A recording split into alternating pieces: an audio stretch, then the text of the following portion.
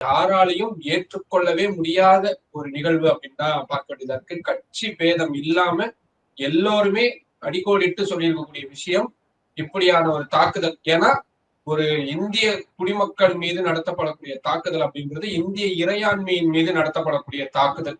யாரு பின்னணியில இருக்காங்களோ, யாரு காரணமா இருக்காங்களோ அவங்கள நிச்சயமா இந்தியாவுடைய சட்டத்திற்கு முன்பாகவோ இல்லாட்டி இந்தியாவுடைய ராணுவத்துக்கு முன்பாகவோ கொண்டு வந்து நிறுத்தணும் அப்படின்றத எல்லாரும் கேட்டுட்டு இருக்கிறாங்க.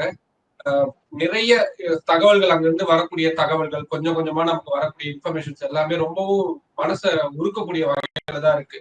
ஏன்னா 10 நாளைக்கு முன்னாடி கல்யாணம் ஆகி ஒரு ஹனிமூனுக்காக அங்க போன தன் கணவரை வந்து இழந்திருக்கிறாங்க ஒரு மனைவி.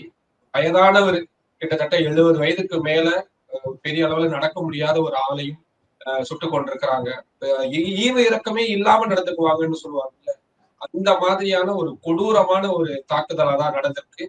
இத எடுத்த உடனே எல்லாருமே ஒரு பக்கம் எமோஷனலான விஷயமா இருந்தாலும் கூட, இன்னொரு பக்கம் நிதானமா எல்லா கட்சிகளை சேர்ந்தவங்களும் நாங்க மத்திய அரசுக்கு இந்த விவகாரத்தில் முழு ஒத்துழைப்பு வழங்குவோம் அப்படின்னு சொல்லியிருக்காங்க. ராகுல் காந்தி அமெரிக்க பயணத்தை பாதியிலே முடிச்சுட்டு வந்திருக்கிறாரு.